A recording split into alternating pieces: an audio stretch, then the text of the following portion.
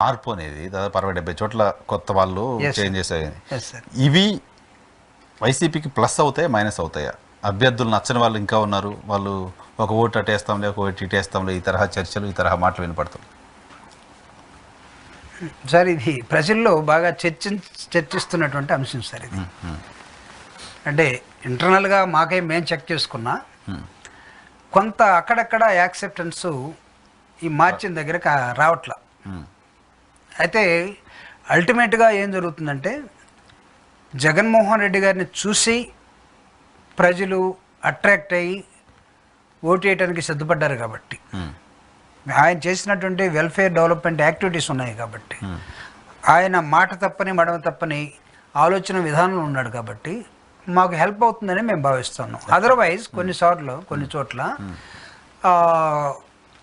MLAs face చూసినప్పుడు, లేకపోతే అక్కడి నుంచి ఇక్కడికి వచ్చారు, ఇక్కడి నుంచి అక్కడ పనికి రాకపోతే ఇక్కడికి వచ్చారా అనేది అక్కడక్కడ వినపడుతూనే ఉంది. దీన్ని నాకు తెలిసి ఇంకొక 1 month టైం ఉంది కాబట్టి ఈ 1 monthలో ఆ క్యాండిడేట్స్ కానీ సీఎం గారు అక్కడ టూర్ చేసినప్పుడు పిలిపించి మాట్లాడటం కానీ ఇవన్నీ జరుగుతాయి. ఓవరాల్గా నాకు తెలిసి క్యాండిడేట్లో మార్పు ఉండకపోవచ్చు. ఇప్పుడు మీకు బెనిఫిషరీస్ మీ పట్ల పాజిటివ్గా ఉంటే కూడా, సాటిస్ఫై ఉంటే కూడా, 2 మిషన్లు ఉన్నాయి, ఒక మిషన్లో జగన్ గారికి వేద్దాంలే, ఇంకో మిషన్లో ఉన్నాయని నాకు నచ్చలేదు, వద్దు అనుకోవడానికి ఛాన్స్ లేదు. అంటే మీరు అనేది క్రాస్ ఓటింగ్ జరిగే అవకాశం అంతే కదా. అక్కడ 2009 మీరు చాలా యాక్టివ్గా ఉన్నారు. 2009లో 33 ఎంపీ స్థానాలు వచ్చినాయి కాంగ్రెస్ పార్టీకి. ఆ లెక్క నేను రావాలి, 200 సీట్లు రావాలి, 150 సీట్లు వచ్చినాయి, 153 రాజశేఖర రెడ్డి గారికి. ఇది కొంచెం చెక్ చేసుకోవాలంటే అంశం సార్. దీన్ని నేను డినై చేయలేను మీ ముందు. లేదు మాకే వస్తాయి 2 సీట్లు అని నేను అనలేను. కొన్ని స్టడీ చేసి ఈ లోపం ఉన్న చోట ఎక్కడెక్కడ మేము సరి చేసుకోవాలో దాన్ని ఖచ్చితంగా సరి చేస్తాం. నా దృష్టిలో కూడా కొన్ని చోట్ల ఎంపీకి మేము ఓటేస్తాం. అంటే ఫర్ ఎగ్జాంపుల్ నేను నెల్లూరు విజయసాయిరెడ్డి గారు ఎక్కడైతే పనిచేస్తున్నారో ఆ 7 నియోజకవర్గాల్లో ఒకసారి తిరిగి రావడం జరిగింది. తిరిగి రావడం జరిగితే వాళ్ళు ఎక్కువగా విజయసాయిరెడ్డి గారికి మేము ఎంపీ గారికి ఓటేస్తామండి అని ఎక్కువ చెప్తున్నారు. అంటే రెండో అర్థం మనం తిరిగిపోవటం అక్కడ కాస్త మోటివేషన్ అవసరం అవుతుందేమో, లేకపోతే లోకల్ అభ్యర్థిని ఎక్కువగా తిప్పాల్సిన అవసరం అవుతుందేమో అనేది చూసుకోవాల్సిన అవసరం ఉంటుంది. అంటే విజయసాయిరెడ్డి గారు దాదాపు 2 లక్షల పైన మెజారిటీ తోటి గెలుస్తాడు, మేము గెలిపిస్తాం. ఆయన గ్రేట్ వర్కర్, జగన్మోహన్ రెడ్డి గారికి కుడిభుజంగా ఉంటాడు, ఆయన ఆలోచనలు మొత్తాన్ని ఇంప్లిమెంట్ చేస్తాడు, డైనమిక్గా ఉంటాడు. మేము అదేదో ఒక మీటింగ్లో జగన్మోహన్ రెడ్డి గారు చెప్పాడు, చేతులు మడిస్తే స్లీవ్స్ ఒకసారి మడిస్తే విజయసాయిరెడ్డి గారు ఒకసారి స్లీవ్స్ మడిచుంటే ఒక ఆర్మీ మ్యాన్ లాగా తయారైపోతాడు. మీరు అన్ని బహిరంగ సభల్లో మీరు చూసినప్పుడు చూడాలి. ఇన్షర్ట్ అంటే ఆ దశలోకి వెళ్ళిపోయి ఎక్కడన్నా ఇబ్బంది క్రాస్ ఓటింగ్ జరిగే దగ్గర సెట్ చేసుకోవాల్సిన అవసరం ఉంటుంది. అంటే మేము 175కి గెలవాలి కదా, 175కి 175 రావాలంటే ఇలాంటివన్నీ కూడా సెట్ చేసుకుంటాం. అయితే అల్టిమేట్గా అవతల వాళ్ళు కూటమితో వచ్చినటువంటి వాళ్ళు పేరుకే కూటమే కానీ వాళ్ళ దగ్గర ఒక ఆయుధం లేదు, వాళ్ళ దగ్గర ఒక మాట లేదు, వాళ్ళ దగ్గర చూడటానికి సినిమాలో చూస్తారేమో కానీ పవన్ కళ్యాణ్ గారిని నాకు తెలిసి కరెక్ట్గా ఎన్నికల టైంలో అతనికి ఒకసారి ఒక్క క్యాంపెయిన్కే 5 రోజులు జ్వరం వచ్చింది. మీరు సినిమా షూటింగ్ అన్నారు, మాకేం బయట జ్వరం వచ్చిందని చెప్పారు. నేను ఏదో ఫోటోస్ చూసా, ఓజీ షూటింగ్ లో అంటే వీళ్ళకేమో జ్వరం అని చెప్పి ఆయన షూటింగ్ తీసుకోవచ్చు. ఎందుకంటే పాపం ఆయన చెప్పాడు కదా, నేను అక్కడ డబ్బులు సంపాదించుకొని వస్తే కదా నేను మీకు పెట్టేదని. ఇప్పుడు పిల్లని గుడ్డు నుంచి బయటకు వచ్చిన తర్వాత ఆ పిల్లకి కాస్త భోజనం పెట్టాలంటే ఇది అక్కడి నుంచి ఆడ నుంచి ఏరుకొని వచ్చి మళ్ళీ దాన్ని ఫీడ్ చేయాలి కదా. సో ఇప్పుడు ఆ దశలో పవన్ కళ్యాణ్ గారు క్యాండిడేట్స్ ఉన్నప్పుడు చంద్రబాబు నాయుడు గారు అసలు వీళ్ళని పట్టించుకోకుండా, మీరు క్యాండిడేట్ సెలక్షన్ కూడా చూడండి, పేరుకే కూటమే కానీ బీజేపీలో పెట్టిన క్యాండిడేట్స్ మొత్తం తెలుగుదేశం వాళ్ళు, జనసేనలో పెట్టిన క్యాండిడేట్లు అందరూ కూడా 60% తెలుగుదేశం వాళ్ళు. అప్పుడు జనసేన వాళ్ళు ఒప్పుకుంటారా? జనసేన వాళ్ళు ఒప్పుకుంటారా, బీజేపీలో ఒప్పుకుంటారా పక్కన పెడితే, టీడీపీ వాళ్ళు అయితే మొత్తం మా వాళ్ళు ఉన్నారని అనుకుంటారుగా, ఆ కాన్స్టిట్యూన్సీలో కూడా పనిచేస్తారుగా. ఇప్పుడు మీ దగ్గర అవనిగడ్డలో బుద్ధప్రసాద్ గారు ఉన్నారు, ఆయన ఎవరు జనసేన బీజేపీ అనుకోరు, ఆయన క్యాండిడేట్ అయ్యారు కాబట్టి న్యాచురల్గా టీడీపీగానే చూస్తారు కానీ అతను హీ బిలాంగ్స్ టు అది జనసేన లోన్ చేసుకుంటారు లేదు పాయింట్. ఇప్పుడు జనసేన క్యాండిడేట్ అక్కడ యాస్పిరెంట్ ఉన్నాడు కదా సార్, ఇప్పుడు అతనికి కాదని తెలుగుదేశం నుంచి తీసుకొచ్చి నువ్వు మా పార్టీ తరఫున పొమ్మంటే, అంటే పవన్ కళ్యాణ్ తీసుకున్నటువంటి 21 ఇంకొకటి అనౌన్స్ చేయాలి, 11 అనౌన్స్ చేసినట్లేదు, ఇంకా చేసినట్టు మామూలుగా 21 తీసుకున్నాడు. 21లో 11 మంది తెలుగుదేశం నుంచి వచ్చిన వాళ్ళేగా. నువ్వు స్ట్రాంగ్గా జనసేన కోసం యాస్పిరెంట్స్గా ఉండి పోరాటం చేసి తను ఇచ్చిన ప్రతి కాలుకి అటెండ్ అయ్యి జనంలో ఉన్నటువంటి విజయవాడలో ఉంటే మహేష్ ధర్నా చేసే టికెట్ కోసం, మహేష్, తిరుపతిలో కిరణ్ రాయలు చాలా మంది ఉన్నారు అట్లా. స్పోక్స్ పర్సన్ బొలిశెట్టి సత్యనారాయణ గారు సత్య ఏమయ్యారండి పాపం సత్యనారాయణ రెగ్యులర్గా మాతోటి డిబేట్లకు వచ్చేవాడు. చేసేవాళ్ళు. ఏమైపోయాడు? ఆయనే కాదు, ఇంకొక ఆయన కస్టమ్స్ ఆఫీసర్ ఉన్నాడు వైజాగ్ నుంచి. పంచకర్ల ఒక అతను భీమిలి సీట్ ఇచ్చారు. భీమిలి మన గంటా శ్రీనివాసరావు గారి సీటు ఆయనకి ఇచ్చేసారు. గంటా శ్రీనివాసరావు తీసుకెళ్ళి అక్కడ పెట్టాడు. Ganta Srinivasarao is not be I mean Janasena man కాదు కదా. పైగా పోయినసారి జనసేన బాగా ఓట్లు కూడా వచ్చాయి అక్కడ. సో చూద్దాం. సరే, వాళ్ళు 10 ఏళ్ళ నుంచి పనిచేస్తున్న వాళ్ళు కనపడలేదు, కానీ లాస్ట్ 1 మంత్ 2 మంత్స్లో వచ్చిన వాళ్ళు 11 మంది క్యాండిడేట్ కనపడ్డారు. 1 డే ముందు వచ్చిన వాళ్ళు కూడా క్యాండిడేట్ కనపడ్డారు. యాక్సెప్ట్ చేస్తారా లేదు చూద్దాం. అంటే ఇప్పుడు యాక్సెప్టెన్స్ అనేది ప్రజల్లో ఇప్పుడు చంద్రబాబు కంటే కూడా ఆ పార్టీ కార్యకర్తలే చేయాలి. ఇప్పుడు చేయాలి. వాళ్ళు యాక్సెప్ట్ చేస్తారా లేదనేది పాయింట్. చివరిగా కంక్లూడ్ చేస్తూ, సార్ ఆంధ్రప్రదేశ్లో తెలుగుదేశం పార్టీకి ఓటేయండి, కూటమిని గెలిపించండి అని మందకృష్ణ మాదిగ గారు ఇల్లు తిరుగుతున్నారు. అంటే తన మీద నేను మా సోదరుడే అంటే ఎలా కామెంట్ చేయాలో దీని మీద నాకు ఎలక్షన్ కాబట్టి మాట్లాడుతూ అనుకుంటున్నాను. మామూలుగా దళితులు అంటే అంబేద్కర్ వాదంతో ఉంటారు, దళిత లీడర్స్ అంటే అని నమ్ముతాం. కానీ తను ఎందుకో మనువాదంలోకి వెళ్ళిపోయాడు.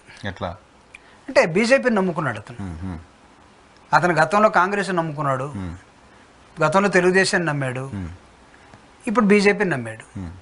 సో బీజేపీని నమ్మి చాలా నిస్సిగ్గుగానే చెప్తున్నాడు అందరూ కూడా మనం బీజేపీని గెలిపించాలని. బీజేపీ ఏమో ఒక పక్క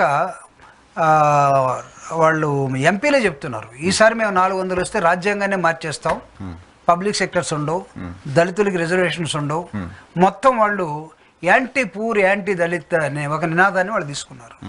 సో తను మందకృష్ణ ఎలా తీసుకున్నాడో ఈ నినాదంలో నాకు తెలిసి చాలా మంది క్వశ్చన్ చేస్తున్నారు. కానీ ఒక ఉద్యమకారుడిగా, మీరు ఉద్యమకారులుగా ఉన్నారు, ఒక ఉద్యమకారుడిగా ఉన్నప్పుడు తాను పట్టుకున్న కాజు కోసం పనిచేయడం కోసం ఏ రకమైన లైన్ అయినా తీసుకోవచ్చు కదా. ఎంఆర్పిఎస్ అనే మూమెంట్ ఆయన చేస్తున్న క్రమంలో రిజర్వేషన్లు ఏబిసిడి వర్గీకరణ కేంద్ర ప్రభుత్వం చేస్తాను కమిటీ వేసింది ఇటీవల కాలంలో. కాబట్టి ఆ ప్రభుత్వం మళ్ళీ వస్తే మాకు ఆ వర్గీకరణ అవుద్ది, మా వర్గాలకు న్యాయం జరుగుద్ది అనేది ఆయన బిలీవ్ కావచ్చు.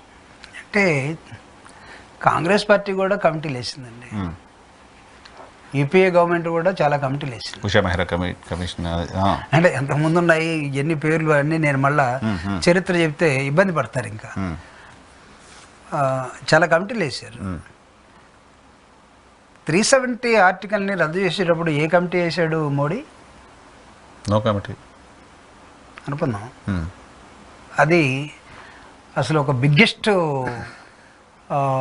సాహసం కదా. పోస్ట్ ఇండిపెండెన్స్ తీసుకున్న బిగ్ డెసిషన్స్లో ఒకటి కదా. ఎందుకు మోడీ మాటలు ఎందుకు నమ్ముతారు అసలు? ఆప్షన్ ఉంది కాదు, ఎవరో ఒకరు నమ్మాలి కదా. రాష్ట్రాన్ని విడగొట్టిన తర్వాత ప్రత్యేక హోదా ఇస్తానన్న మోడీ ఇచ్చాడా? ఎందుకు నమ్ముతారు ఆయన మాటలు? రైల్వే జోన్ ఇస్తానన్న మోడీ ఇచ్చాడా? ఇవ్వలేదు కదా. ప్లానింగ్ కమిషన్ ఎత్తేసి నీతి ఆయోగ్ అయిన ఒక దాన్ని పెట్టుకొని బడ్జెట్లో planned budget non planned budget అని 2 ఉండే తీసి మొత్తం పడేసి ఒకే బడ్జెట్ అని తీసాడు. బీజేపీ నమ్ముతారా?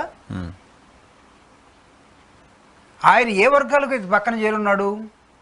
ఆయన అనిల్ అంబానీ లేకపోతే కొత్తగా వచ్చినటువంటి పెద్ద పెద్ద బడా వ్యాపారస్తులు వాళ్ళ పక్కన ఉన్నాడు. బ్లాక్ మనీ తీసుకొస్తానండి, తీసుకొచ్చాడా? మోడీ చెప్పింది 2014లో కానీ లేదా అంతకుముందులో కానీ మోడీ చెప్పింది ఒక్కటనే చేశాడా? మీరు మనువాదం అంటున్నప్పటికీ రామ మందిర్ కడతాడు, కట్టాడుగా. కట్టుండొచ్చు. రామ మందిర్ అట్లే ఎంఆర్పిఎస్ సంబంధించిన ఉద్యమాన్ని కూడా ఆయన చేస్తారని నమ్ముతున్నారేమో. ఇప్పుడు మా సోదరుడికి రాముడు ముఖ్యమయ్యాడా అనుకుందాం. అంటే జనం చాలా మంది గ్రహిస్తున్నారండి, చాలా మంది గ్రహిస్తున్నారు, క్వశ్చన్ చేస్తున్నారు. మనం కూడా ఒక అంబేద్కర్ వాదిగా మనం ఉండాలనుకుంటే నిలబడి ఉండాలి. దిగజాడుతనం ఎక్కడ దాగబోతుందో మనం ప్రత్యేకంగా చెప్పాల్సిన అవసరం లేదు. బీజేపీని, దళిత వ్యతిరేకంగా ఉన్నటువంటి బీజేపీని వాళ్ళకే ఓట్లేయండి అని మనం చెప్తే ఏమైంది? హైదరాబాద్ ఎలక్షన్లో గెలిచారా? 8 సీట్లు గెలిచారు. గెలవడం వెనక ఎంఆర్పిఎస్ ఉందని భావిస్తున్నారా? ప్రభావం ఉందని కదా, ఉందని భావిస్తున్నారా? మొన్న ఎన్ని వచ్చినాయి? 8. అంతకుముందు ఎప్పుడు తెలంగాణలో 8 సీట్లు ఇవ్వాలి వాళ్ళకి. అవును, ఏ ప్రాంతాల్లో గెలిచారు వాళ్ళు? అక్కడ మా సోదరులు ఉన్న ప్రభావంతో గెలిచినటువంటి సీట్లు ఎక్కడ లేవు. కర్ణాటకలో సపోర్ట్ చేశారు. కర్ణాటకలో వచ్చిందా ప్రభుత్వం? రేపు వస్తుందా ప్రభుత్వం? కూటమి ప్రభుత్వానికి సపోర్ట్ చేస్తున్నారు ఇప్పుడు అక్కడ. అంటే ఎవరిని ఇప్పుడు చంద్రబాబు నాయుడు గారిని నమ్ముతున్నారా, మోడీని నమ్ముతున్నారా, పవన్ నమ్ముతున్నారా? సో మందకృష్ణ గారిని నమ్మటం వదిలిపెడితే మాదిగలంతా మందకృష్ణ గారి మాట విని కూటమికి ఓటేసే పరిస్థితి ఎందుకు ఉండదని మీరు అనుకుంటున్నారు? ఒకవేళ ఉంది అని అనుకుంటే మందకృష్ణ గారు వర్ధన్నపేటలో నిలబడితే 18,000 ఓట్లు వచ్చాయి. వర్ధన్నపేట మదిరి కదా?